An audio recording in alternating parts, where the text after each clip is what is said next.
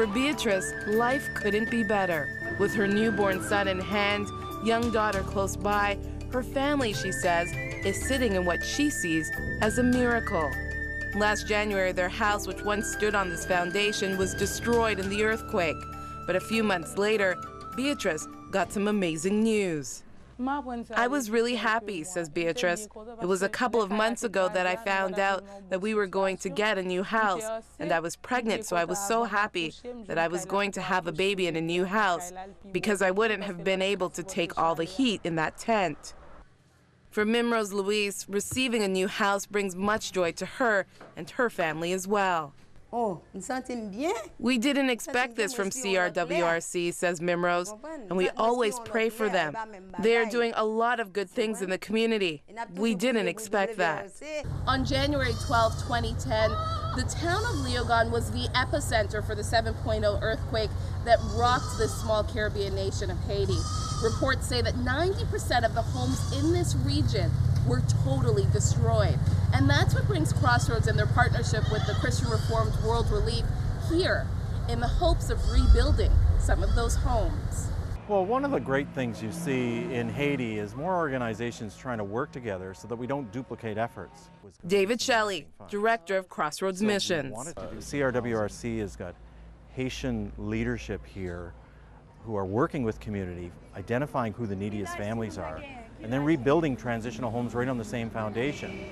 So we piggyback on that expertise and get more done, more cost efficient actually. So that's one of the great things we're seeing is the churches and organizations, Christian organizations working more closely and more effectively together, I believe. So with your donations, Crossroads was able to partner with CRWRC to help build transitional homes. Hiring locals, they are slowly replacing the deplorable tent cities many of these families have been forced to live in with these safe tin-roof wooden homes, a far cry from the concrete-roofed homes many died in. CRWRC has been working in Haiti for the past 30 years. Willis Geffrard, the program manager for the earthquake response team, was born in Haiti, but moved away years ago. He has a vested interest in this project as well. He wants to see his country rebuilt, and he's here to help make it happen. I personally don't sleep very well at night sometimes, thinking about the misery, the miserable conditions that the Haitian people are living in. But one thing that encourages me is what we call the resilience of the Haitian people. You can see it in their face. They want to rebuild. We need the kind of support that we are getting from around the world, including from Canada and Crossroads, you guys from your community in Canada. It's very helpful to us. So soon after the earthquake, surrounding communities were assessed, placing color-coded signs on houses indicating if it was salvageable or not. And soon, communities were being restored. CRWC surveyed the areas around Léogâne. Léogâne is about 25 miles west of the capital city of Port-au-Prince. Surveyed homes that had different types of damage, some totally collapsed, and then later on put a housing program into place. Number one, to place people in homes, people who left their homes that were collapsed, moved into tent cities and lived in tents. Idea was to bring some of those people back and resettle them and stabilize them in homes. But first that meant making sure the new houses, even though they are transitional dwelling places, were being built tough enough to sustain another earthquake. A British engineering team was brought in to assess the home's strength against hurricanes and earthquakes, and they passed every test. So the plywood is resistant against earthquakes too, says Jean-Alain Charles. So if it does shake, it will still stand. There's also what is called butterfly clips that are anchoring the roofing material. We are sure that people can come and they can live with security. For community leaders like Marie-Marthe Medina, who also lost her home, seeing organizations like Crossroads and CRWRC invest in her community is encouraging. Her desire now is to see everyone in her community receive a new home before she does. When you are making a decision for others, says Mari, you don't make a decision for yourself. You make it for the other person first, even if it means you won't find anything either. I can't even express myself, but it's so important because already 21 people have gotten homes to sleep in. And for David Shelley, that's what partnerships like this one are all about, making dreams like Mari Marth's come true. Families are pretty important at Crossroads on 100 Huntley Street, and Crossroads Missions, it's no different. We want to see the family rebuilt and helped, and this is a great way to do it as one of our initiatives in Haiti. An initiative that still needs your help.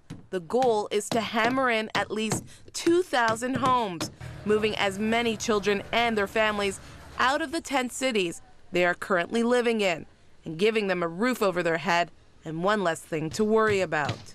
We are very grateful that our Canadian brothers and sisters are standing shoulder to shoulder with us here in Haiti from all walks of life in Canada to help provide the basic housing and the other basic necessities that the Haitian people are needing and are going through now in terms of their challenges that they are facing now. So it is very, very important that we get this collaboration, this support, and we're really appreciative of that.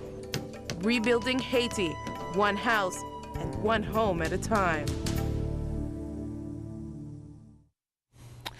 So we're still focusing on these provisional homes, and Maggie has joined us along with Dave Shelley.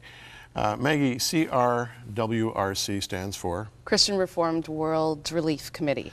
And was it the Christian Reformed Church with their relief committee that came up with this idea of the provisional homes, and how did they come up with that idea? Well, they just saw the need. I mean, Léogâne, where we were, was the epicenter for this earthquake. And so they had handed out tents and thought the next step is transitional homes. And so we need to do something. And Dave contacted them as well, and we kind of created a partnership and was able to hand over some of the money that we had received last year to help them with the transitional So we're working with homes. Compassion. We're also working with the CRWRC. Yeah. Two really solid, proven strategic partners. Right. You've been in some of these homes. What do you think of them? Oh, they're great. I mean, you can see that there's shutters for the windows. It's secure, it's safe. And I mean, as we're trying to move people and give them a sense of dignity and personal ownership and responsibility, I mean, if they don't have to worry about where are my kids going to sleep tonight, then you know what? They can focus on making a living. They don't have to worry about it. So that's a really important step. And going in the tent cities, and you would, it is a really tough Well, place. you know, I'm just looking at those pictures, Maggie, that you've taken of the reality of the tent cities, the mud and the crud and all that stuff. I mean, it reminds me of some of the worst slums I've seen in other parts of Africa. Oh yeah, I mean, I talked to two psychologists that were staying at the same guest house we were at, and they said they've never seen anything like that. And they've been to some of the worst, you know, refugee camps and so forth around the world. I mean, they just can't believe what they saw. And as a mother, honestly, Jim, walking through that tent city and seeing children sitting there in this mud. I mean, you go into some of these shacks, not even tents, and you see mud floors, wet because of the rain, holes through these tents, and you think people are living in this. So the hope that we can provide these homes, we can provide, they're not transitional homes. I mean, these are homes that are going to last about 10 years. People are already adding on to them. This is a home that people are proud of. And to meet Beatrice and other people that are moving into this from a tent was amazing to see. So they are transitional homes, but they're not transitional homes. They're They're becoming sort of starter homes. Oh yeah. Starter homes, in many cases, better than what was there before, and they can even put blocks on the outside of the plywood and frame it in like that, and Well, and they've added porches. comparing to what, you know, they were living in before and the tents they were Oh, living yeah. in, this is a palace compared to what they were living in. Not that the tents weren't needed at the front end. I mean, we don't Right. discount that. That was an important initiative. Everybody who, you know, organization that contributed those, that was an emergency that was needed. But we really need to expand and get people back out of those tent cities into more permanent style housing. It's really needed. Is there anybody else doing this kind of thing, like the transitional housing idea? There are a couple of organizations that are doing them. I mean, what I think, and I saw some of the smaller homes that some other organizations are doing, and not to compare, you know, but I thought I thought the CRWRC homes were quite spacious. And knowing that they have the shutters, knowing that they have the tin roofs, these people are protected. It's been, you know, tried and true. They're strong. And in talking to them, Jim, I mean, their goal is kind of 2,000, but they don't have enough funding to go to the full 2,000. So that's where, in my discussions with them, said, listen, we'll try to raise funds and keep this initiative going. 2,000 homes. 2,000 homes is their first kind of goal. Okay, well, let's just allow our viewers, just before we go to Ron, I want to put up this page again. Why don't you help us with these homes, friends? You can see how valuable they are. $3,800 is what they cost. Do what you can, and do it now. 1-800-265-3100, crossroads.ca, or you can write us at Post Office Box 5100, Burlington, Ontario, L7R4M2. And believe me, you're giving as unto the Lord here, and you're giving to the poor, and the Lord will, as the scripture says, repay you for what you've done. And that's no quid pro quo here. We're talking about the Father who cares about the broken, and when you care about the broken, you partner with Him. Nothing like having the Lord as a strategic partner, huh? Absolutely. Thanks, Dave. Thanks, Maggie.